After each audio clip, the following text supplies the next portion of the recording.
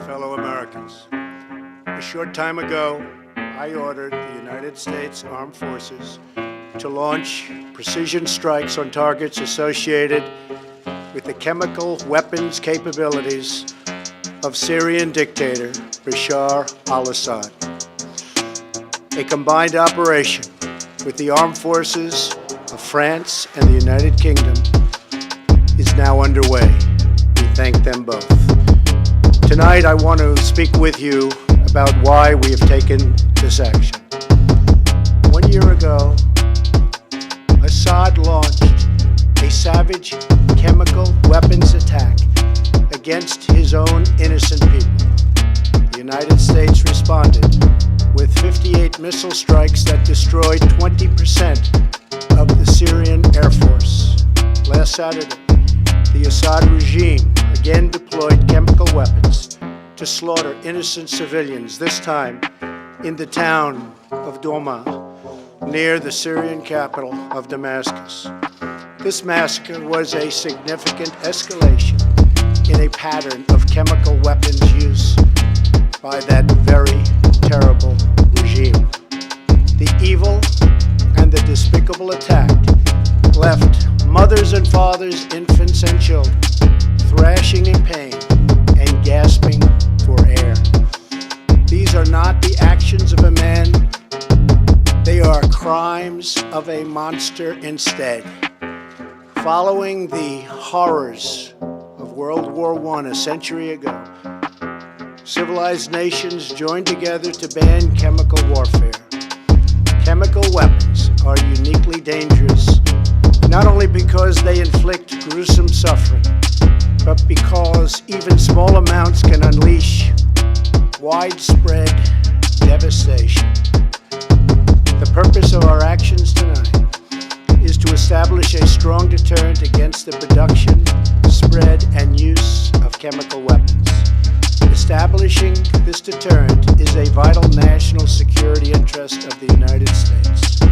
The combined American, British, and French response to these atrocities will integrate all instruments of our national power, military, economic, and diplomatic. We are prepared to sustain this response until the Syrian regime stops its use of prohibited chemical agents. I also have a message tonight for the two governments most responsible for supporting, equipping, and financing the criminal Assad regime. To Iran and to Russia, I ask, what kind of a nation wants to be associated with the mass murder of innocent men, women, and children? The nations of the world can be judged by the friends they keep. No nation can succeed in the long run by promoting rogue states, brutal tyrants, and murderous dictators. In 2013, President Putin and his government promised the world that they would guarantee the elimination of Syria's chemical weapons. Assad's recent attack and today's response are the direct result of Russia's failure to keep that promise. Russia must decide if it will continue down this dark path or if it will join with civilized nations as a force for stability and peace. Hopefully someday we'll get along with Russia and maybe even Iran, but maybe not. I will say this, the United States has a lot to offer. With the greatest and most powerful economy in the history of the world. In Syria, the United States, with but a small force being used to eliminate what is left of ISIS, is doing what is necessary to protect the American people. Over the last year, nearly 100% of the territory once controlled by the so-called ISIS Caliphate in Syria and Iraq has been liberated and eliminated. The United States has also rebuilt our friendships across the Middle East.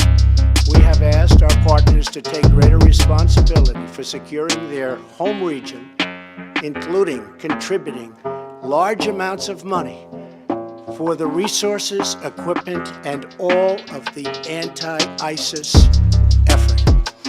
Increased engagement from our friends, including Saudi Arabia, the United Arab Emirates, Qatar, Egypt, and others, can ensure that Iran does not profit from the eradication of ISIS. America does not seek an indefinite presence in Syria under no circumstances. As other nations step up their contributions, we look forward to the day when we can bring our warriors home, and great warriors they are. Looking around our very troubled world, Americans have no illusions. We cannot purge the world of evil or act everywhere there is tyranny. No amount of American blood or treasure can produce lasting peace and security in the Middle East. It's a troubled place.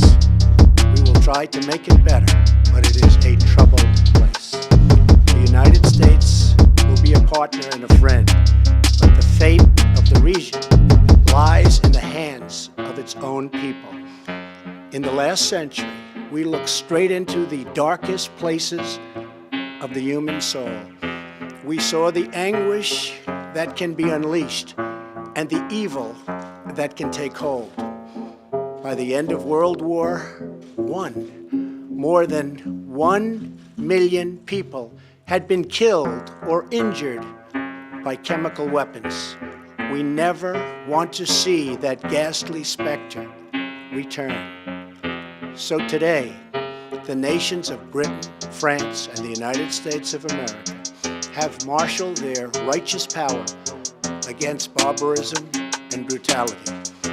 Tonight I ask all Americans to say a prayer for our noble warriors and our allies as they carry out their missions.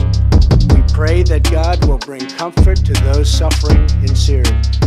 We pray that God will guide the whole region toward a future of dignity and of peace. And we pray that God will continue to watch over